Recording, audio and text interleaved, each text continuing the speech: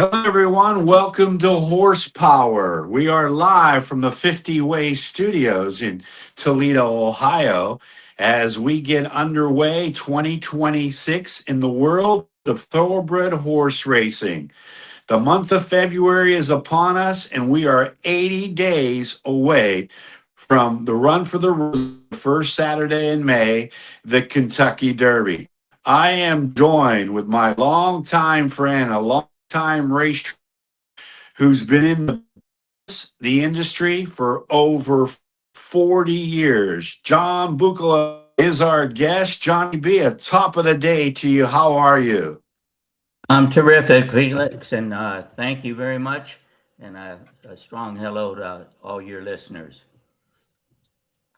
You know, Proud to be Johnny, part of your show. you've been involved in thoroughbred horse racing almost your entire life. Your uncle, Johnny Adams, a Hall of Fame child jockey. Your father was a jockey. You were a jockey, and you sort of were born into the industry. And at a very early age, at 15 years old, share a little bit about your inclination and how you got involved. Well, I left home, Felix, when I was 15 years old and was very enthused with horse racing and couldn't wait to get around the racetrack and horses and moved into a tack room at Santa Anita, began walking horses and exercising horses while still going to high school, which was only a block and a half away, Arcadia High. And after I galloped horses for quite a while, I did just about everything one can imagine in that business. And I've been very fortunate. I've had a passionate love for the animal, for the people in the industry, and I'll take it with me till the day I'm gone. You know, when you got involved, I would assume it was during the mid 60s. There were a plethora of fans that supported racing at the California tracks. Now, Santa Anita used to have 70, 80,000 people on a weekend. That must have been mind boggling to see all the people who supported the game of thoroughbred horse racing. It certainly was, Felix. And I did a lot of research on that. And in the early 1930s, a man named Dr. Charles H. Strube had the ambition to open up first class racetrack in Southern California. And he realized his dream in 1934 when he opened Santa Anita. And he highlighted that 34-35 race meet with the Santa Anita handicap offering $100,000 guaranteed to the winner. And that drew a lot of horses from every coast in the country and even out of the country. Became a very prominent race, and it put Santa Anita on the map. He was a man of guts and determination, and people like him, we should always try to get into the right positions on the tracks. You know, during that time, there wasn't any lottery, there wasn't any sports betting, there weren't any Indian reservation casinos.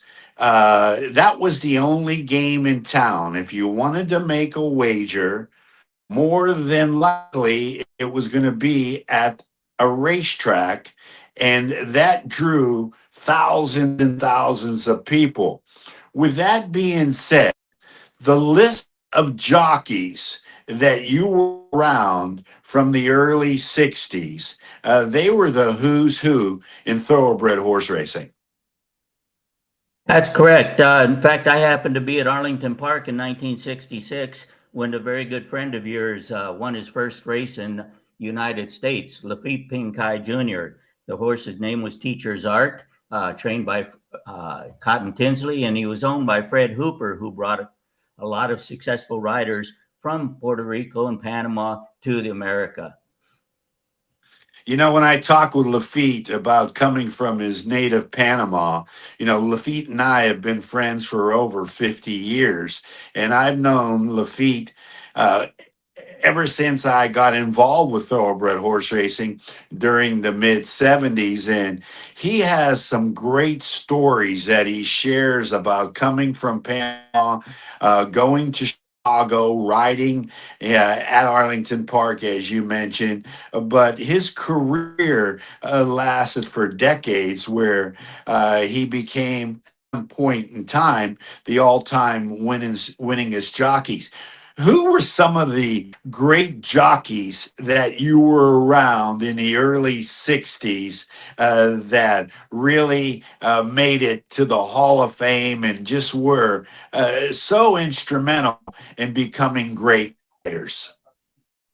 Well, of course, my uncle Johnny Adams and Johnny Longden were some of the greats. I worked for Johnny Longden for 3 years and was fortunate enough to gallop Majestic Prince for him in 1969. Also, that year, I was getting on the best 3-year-olds in California: Majestic Prince, Lonnie Secret, Mr. Joe F. Baffle. He wasn't a 3-year-old, but he was a very good runner. And a horse called Jungle Savage. Governor's Party was another one. I remember between races, it rained like heck and the track was real muddy, and Longden got permission to work both Majestic Prince and Governor's Party together in front of the grandstand after the first race. And Hardtack was on Majestic Prince, and I worked Governor's Party. Longden asked me to break 3 to 5 links in front of Majestic Prince, and for Hardtack, he wanted to get a good work in both horses. They were both nominated for the Santa Anita Derby, and when they turned for home, let both of them run. And people didn't know it at the time, but Longden had also had Governor's Party nominated for the Bay Meadows Derby, and he didn't want anyone to know that. He wanted people to think he was running both horses owned by Frank McMahon. Well, we broke off 5/8 of a mile, and we went in the mud, and Hardtack came right up to me at the quarter pole, and I hadn't asked the other horse to run Governor's Party, but when I chirped to him and tapped him on the shoulder, he opened up about 3 or 4 lengths on Majestic Prince, and they went 56-2. And Governor's Party got to the wire first, and boy, Longden was mad. He said, why? He asked me, why, John, did you go off and let that horse beat Majestic Prince? I said, John, I worked the horse just like you said. I said, this horse is a mud running freak, which he was. And then he asked Hardtack, Bill, what the heck happened? He said, and Hardtack said, well, just like he said, this horse was running, but that horse is a mud running freak. And Governor's Party won the Bay Meadows Derby by 15 lengths in the mud, and Majestic Prince also won the Santa Anita Derby. So Longden made the right move with both horses. We're talking about Hall of Fame riders, Hall of Fame jockeys, Bill Hardtack, who at one point, I think, won more derbies than anybody. Johnny Longden, he was the first jockey to win a Kentucky Derby as a trainer, I do believe. And so you were around such great, great people. I want to ask you in regard to what was it like to be working horses of those magnitudes back then? Well, the crowds were big at Santa Anita, not only in the afternoon, but for morning workouts at Clocker's Corner. That was also a very busy area, and a lot of racing fans and bettors would come out and bet early before they went to work, and also watch horses work. And there was an announcer, and when I'd come on the track on Majestic Prince, they'd say Majestic Prince coming on the racetrack now for a gallop or a work or whatever he was going to do. And it drew a lot of attention. People were really, from not only the players, but the other horsemen too, other trainers. They were very involved in watching that horse. I mean, he was a competition for some of those trainers, but he not only could run, but he looked the part, Felix. He just looked fantastic, a brilliant looking chestnut, perfect size, just long stride. Everything about him was great. When you talk about Clock Corner, Mhm. Anybody who watched the great movie Skit will identify Parker's Corner, a little place on the apron at the top of the stretch, Santa Anita, where you can get a coffee, a bagel, something to eat in the morning, and everybody would congregate there, the trainers, the owners, the jockeys, and they would talk about their day happening. Santa Anita, when you think about it, when you think about Santa Anita and you think about how many thousands and thousands of people that would be there on the weekends, and then we speed up to this day and age where that we are only getting half that type of fan and audience, it really boggles your mind. But I want to talk to you about the the conformation of a horse back then compared to today. I know that breeding was a very big part throughout the lineages of equines. But let me ask you this. In your estimation, were the horses stronger back then than they are today? I mean, you're talking about 1,000 pound animal that was very, very agile, with his, his legs being very, very thin and carrying such heavy weight. In your estimation, were horses strong back then, 50s, 70s, or today? Yeah, I think they've always been strong, a horse, and they're one of the greatest animals. And I was so happy to be around them each and every single day. When you watch a horse, you just fall in love with them, and especially if you take care of them or ride them, you fall in love with them. But Longden was a perfect example. You know, he said that he trained Majestic Prince in 1969 when he won the Derby and Preakness. He was second in the Belmont. And Arts and Letters beat him in the Belmont, who ran second to him in the Derby and the Preakness.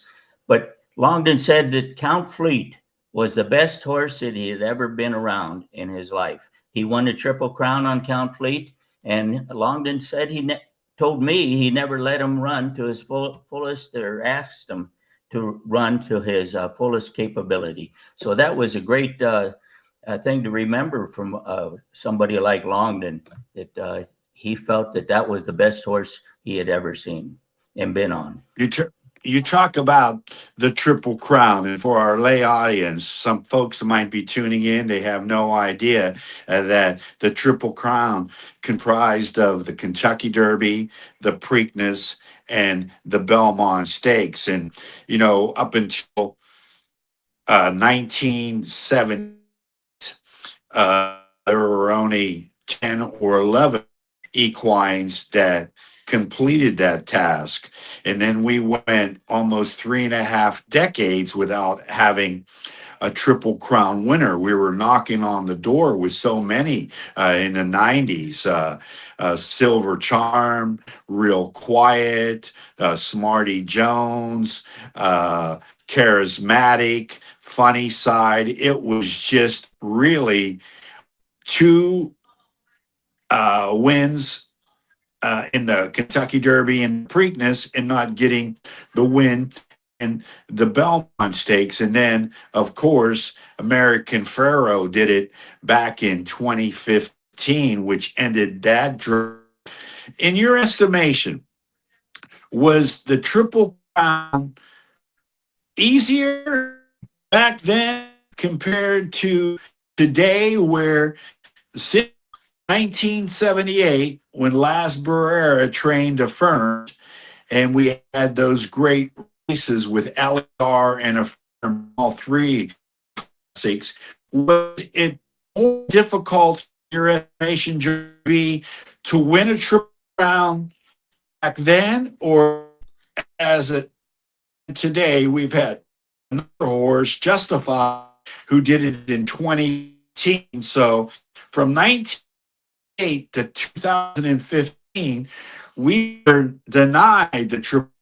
My question is, is it more difficult in your opinion back then? Do you think it's more difficult as of modern day? Well, I've always thought that Kentucky Derby Triple Crown is well, it is three major races and the best races for 3-year-olds ever. And it wants a horse. He's got to have a lot of endurance. He's got to be a super good horse to win it, and that's why it hasn't been won a lot.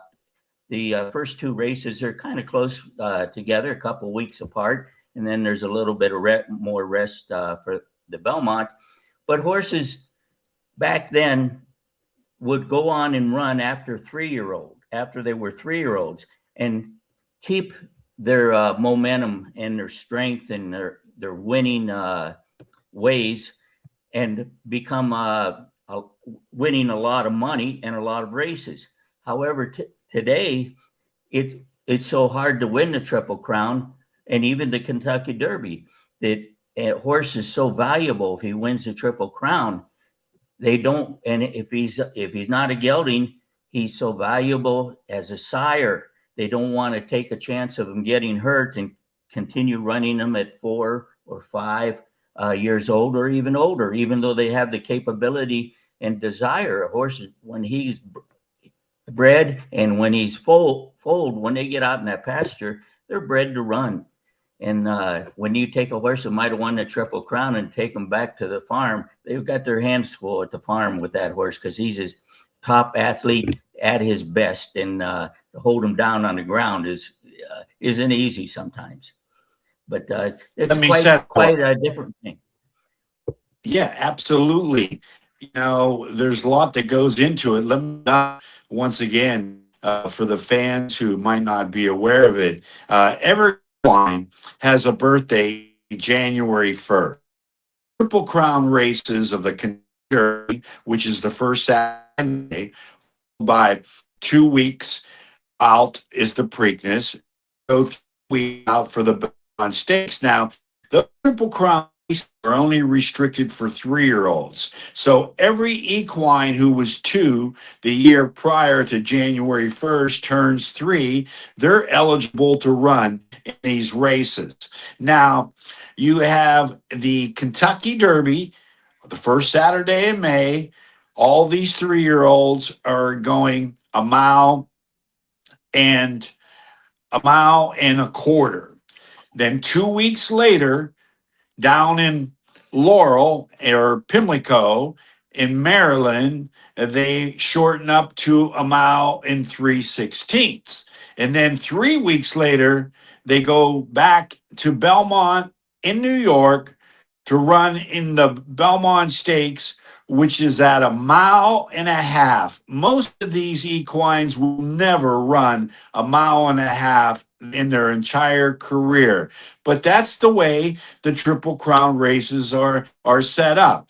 Now, I know very many people that have been around the track and worked in a lot of positions of the track and understands thoroughbred horse racing like you, Johnny B. So I will ask you this question. Do you think that is too much to ask a lightly raced 3-year-old to run a mile and a quarter and then 2 weeks later shorten up and then 3 weeks later extend themselves to a distance, like I mentioned, they will never see again? Is that too much to ask a lightly raced 3-year-old? For some horses, yes, it is, in my opinion, because let's say a small horse and he hadn't run as often as another 3-year-old who might be a strong looking 3-year-old. He's got the stamina and he's run often, and that gives him the stamina, builds up his strength to stretch out farther. Where another horse who hasn't run very often doesn't, even if he has the pedigree, he really doesn't have the stamina yet. So it could be harmful for that horse to run in 3 races. A horse who's not as well educated or run as much as another horse. So you might see some horses come out of that race and take a big rest and not run. Or when he gets back to the barn, the trainer sees it that after when he goes to the track the next day, he might not have eaten up his mash, his food for 3 days. And there's signs that tells the a trainer, and they all know when a horse isn't eating up, he's not acting right. You don't want to run him. If you do, you're asking for trouble. You know that they say that most of great equines horses come from a minimal of 5 to 6 families, and breeding was so important. More so in the 60s and the 70s and 80s. Not it's less important, but there are big farms where a horse was born. That's where he became a bred. It could be a Kentucky bred, it could be a Florida bred, it could be an Ohio bred, it could be a California bred. Very, very important. Kentucky always hung their cap on horses that were Kentucky breds. But that became the greatest of all time was neither. He was a Virginia bred. His name was Secretariat. And when we saw what Secretariat did, it was beyond comprehension of winning the Derby, winning the Preakness, and then destroying the field in the Belmont by 31 lengths with the late Ron Turcotte in the boot. I don't know if there was a more incredible horse race in my lifetime that I ever witnessed, and that was a little bit before my time. Secretariat, not much, but it was before my time of getting involved in thoroughbred horse racing. But watching the replay of Secretariat's Belmont Stakes performance, it still gives me chills. What about you? I feel the same way. Secretariat was certainly odd for a racehorse to have his type of speed and to do all the things that he did. Usually, if you watch any of the sales or been to any of them, the pedigree means so much during the bidding. But as you mentioned, they didn't pay a heck of a lot, and they didn't breed him in Kentucky. And that most of the best mares and sires stand in Kentucky and are sent to Kentucky. And at the sales, they're the top. You better have a lot of money if you're going to buy ones with that kind of pedigree. But back to Secretariat, he had the best conformation of any horse I've ever seen. He was the prettiest horse I've ever seen, the big chestnut, and could run like no other I've ever seen. Just a freak, really. Just a great horse, and he'll always be etched down in history.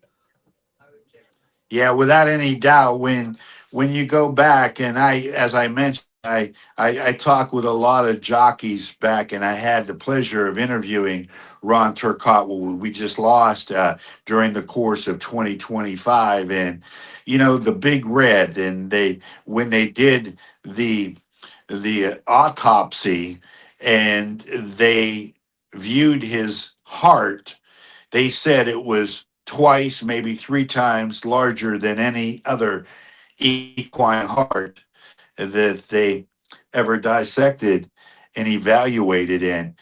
He was just he was just, you talk about a freak of nature. He was a freak of nature without any question.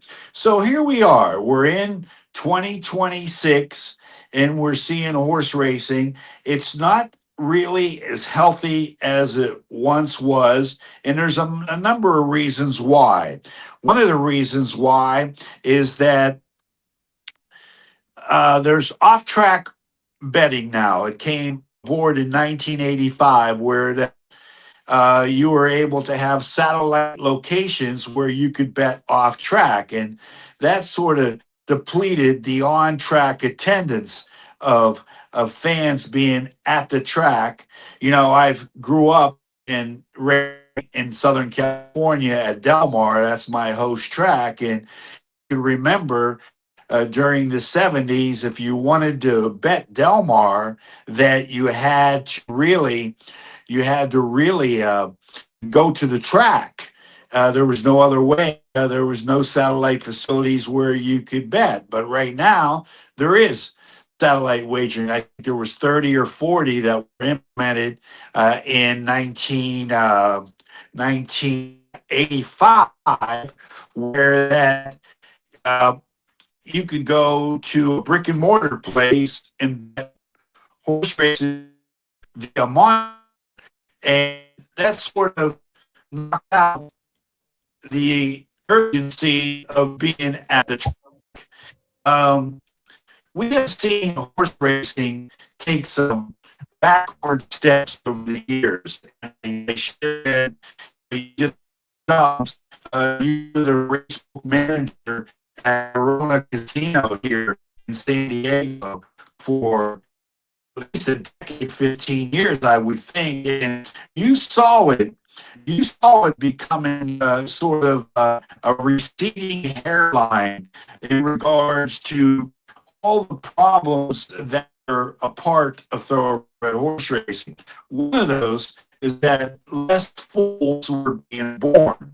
And, you know, when you take in the breeding aspect of it, and you don't more foals being born, then that means there's less racehorse that grow into becoming race horses on the racetrack. Where did it all start going downhill, in your opinion? Well, back in when they first opened and got it approved, uh, satellite wagering, I managed. I was the manager at three different locations. Santa Anita, when they first opened it, started satellite wagering. Victorville, I worked as an assistant manager there at their satellite, and then I went eventually got hired at Verona Casino as their manager. Numbers were strong at first, but they a lot of people, the older people, stayed with the satellites and continue to wager on them for the most part, where the younger generation has gone to telephone and computer wagering companies. And I think, with satellites expanding so widely and rapidly as they did, it drew a lot of people away from the tracks and to the satellites. And now through telephone wagering, it's gotten younger generation.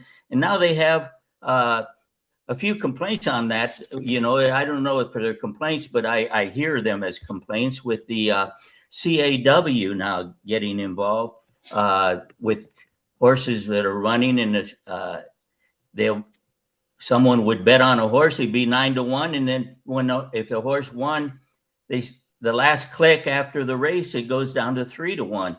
And I wanted to ask you what your thoughts were on the CAW. It's been a thorn in my side, to tell you the truth, and what a CAW stands for. It's computerized assisted wagering, where track have their VIP players and a special VIP group that are able to bet different formats and send their wagers in differently than a retail customer. And when I specify retail customer, I mean somebody that's on the track.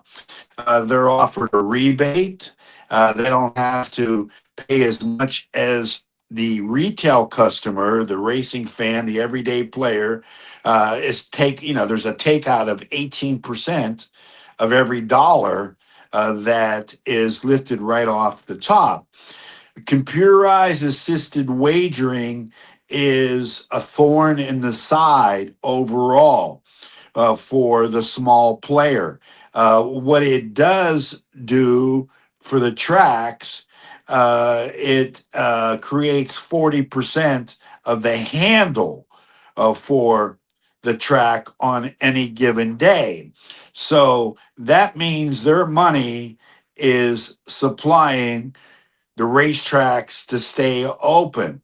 The CAWs are a major problem. They're a major problem for thoroughbred horse racing. And I'll tell you why they're a major problem. Because if you're coming to the track and you're a first timer and you're getting acclimated to betting, and you bet a horse that's 10-1, and that gate opens up and that horse wins the race, and that horse is only going to pay you 3 to 1 now because all the money from the CAW, the computerized assisted wagering, has knocked that money down and knocked those odds down. Well, then you have a major problem because that fan is not going to come back. And we're experiencing this in a big way where that right now the tracks are looking for handle, which means money being bet, and they're depending on the CAWs to be able to give that an uplift across the board so the tracks can make money. But what it's doing, it's decimating the core player, the player that plays 10, 20, $30 a day, $50 a day, $100 a day. They're at a distinct disadvantage, and they are going to have to recognize this sooner than later before they run their retail player right out of the game. And charts and different surveys have shown that it is definitely running a lot of players away from the game and going into different forms of gaming. So I don't like it. What about you? Well, I think without a doubt, it's diluting their fan base, their regular players, because they get annoyed that, like you just said, and I also said, that well, you bet on a horse and you expect to get those odds when they win. And when you see that the odds are cut in 1/3 after the race is over, it's very annoying for the bettor. And it's going to dilute their fan base, in my opinion. So the tracks would have to make a decision and find a good medium and figure this out, because I can tell you 60% of the handle is stronger than 40%. So I want that 60% not to leave. And if CAW continues on this path, we're going to see a lot of that 60% diminish. And it would be a shame for horse racing, who is struggling today. And we need some real good people in the right positions to fix matters. And I hope that they're working on it. So the case in point, if a player, a CAW player, bets 10,000 a day, he gets a 10% rebate. So that is $1,000 returned to him. Plus, he gets a discount on the takeout rather than 18%. He's probably getting he's like an ADW, an advanced deposit wagering. He has a terminal right in front of him. So he's actually his own track. He's betting into those terminals, and he's getting these advantages. And you're seeing odds dropping like flies. And if they continue to drop, then, as you mentioned, Johnny B, they're going to run their core player away, because that core player is going to wake up and say, I really don't have a chance. The game isn't on the level. Nothing runs people out the door when they get disappointed after having a winning horse at 10 to 1. And the difference of a horse at 10 to 1 with a $2 bet is $22. Two times your 10 plus the two you bet. You're thinking that if this horse wins at 10 to 1 and I have $2 on him, I'm going to get back $22. But if that horse is hit, and they always say late money, and it's more so than ever before in the whole time that I've ever been involved in this industry, if that horse ends up at 3 to 1, that means that you're getting 3 times 2 is 6, plus your $2 back is 8. So that means the difference of 8 to 22 is $14. And that's too much of a deficit for a small player to overcome. And the tracks need to make a statement. They need to rectify this before it blows itself way out of the water. Absolutely. The fan base is going to be diluted. And once it is, getting them back is going to be a lot tougher to convince them. So you're right. And I hope they put a lot of thought into some type of way to fix this. I hope so too. Hey, let's give a shout out to our host venue, which is 50 Way Studios in Toledo, Ohio, the Big Cat. Craig Anthony Thompson, who has a beautiful studio where we are recording and producing HorsePower, our first episode. Also, Anthony, the engineer who's put this all together. We really appreciate them. And also, I want to shout out to the Breeders' Cup because the Breeders' Cup has been with us every step of the way, and they will be returning. They will be returning to Keeneland October 30th and 31st for the fourth time to have this Breeders' Cup World Championships, which is the World Series of thoroughbred horse racing for horses. As I mentioned, they began in 2015, 2020, 2022, and for the fourth time, just like we've seen the Breeders' Cup be at the Del Mar Thoroughbred Club, which is another partner of ours. It was there at Del Mar where it went back to back in 2024 and 2025 for the fourth time. 14 grade one races, over $34 million in purses. Tickets go on sale beginning April 21st at a boutique racetrack, which many thought back in 2015 it was too small to handle the Breeders' Cup, and they trumped everybody. It was just a great event at Keeneland. We expect the same. We're 80 days, believe it or not, we are 80 days from the first Saturday in May, and that is the Kentucky Derby, the Run for the Roses. It's the best 2 minutes in sports. And now, as we get into the second month of 2026, we have horses, colts, and geldings. They're not horses until they're 5 years old.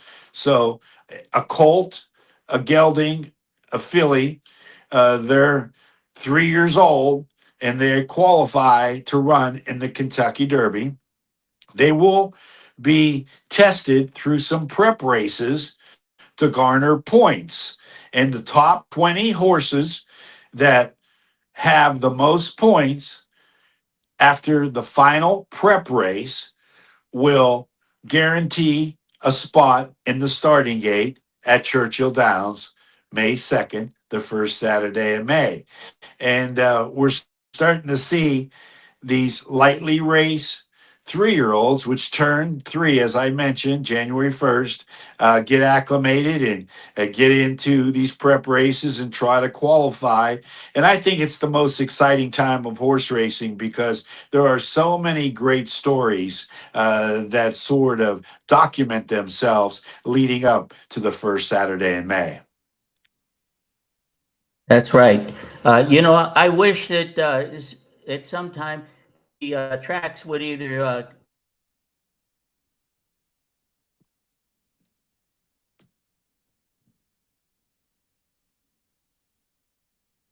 you still? Oh, there. I made a proposal to then president of Santa Anita, Mr. Goodrich, and had 3 meetings with him about building one. And the meetings went good till I told them how much it would cost to build it. But they could do that. Del Mar's a nonprofit, but we need that. It'd be great to get schools to come out, field trips and so on, and learn a little bit about the meticulous care of the animal. I mean, some people get the wrong idea that the horses are starving and are not well taken care of, especially when they have an injury. And an injury happens in every sport. I don't care if it's football, baseball, basketball, you name it, it happens. But the numbers aren't that bad. They really look or not bad at all because the amount of horses that do run. But the museum would certainly enlighten a lot of people on how the horses are taken care of. We all have a passionate love for them, and I think it would promote these youngsters into maybe getting jobs at the racetrack and or be interested when they are old enough. We never want to see anyone gamble as a child, but when they get old enough, they'll remember some of those things. You know, I had the opportunity on a number of occasions to take kids that were stricken with terminal diseases like cancer, leukemia, and I brought them to the racetrack as a group, and I vested a lot of energy into that because I wanted them to experience the equine. Each and every one of them had such the greatest time being around the great animal as the horse. Remember, the horse won wars for us, delivered mail, built bridges, built our country with their input. And they are such great and beautiful animals. And I got to say that they are very smart animals, to tell the truth as well. Horses are very, very smart, and they pick up what's going around them. And the sport is just going out there and to hearing their hoofs and smelling, you know, the horse itself and being at the track. It's a great escape. It's a great investment. It doesn't cost a family of four a lot of money like it would for a baseball game or a football game, but it has been very, very enlightening to have folks come to the track and watch these equines because, as you mentioned, there was so much love and care taken by the owners, the trainers, the grooms, the hot walkers. These equines become the family of these horses, and they become very, very close, and they take good care of these horses, and it's a beautiful thing to see. Johnny B, it's been a pleasure to revisit with you. We're going to do it again and again as we get a little closer to the first Saturday in May. Now, with the month of February coming before us, we're going to be seeing a lot of these prep races. We're going to be seeing a lot of connections trying to vie to get into contention to be in the starting gate Saturday, May the 2nd. And with that being said, we want to thank you, Johnny B, Johnny Buccalo, for being here. This is Horsepower, episode number 1. I can't wait to be back and do it again. Want to thank Craig Anthony Time from 50 Way Studios in Toledo, Ohio, our engineer Anthony, your wife who got you connected, and for them getting us connected. And we'll talk to you very, very soon next time with Horsepower. I'm Felix Taverna for Johnny B. Have yourself a great, great day. Thank you. Big thank you to HorsePower. Amen.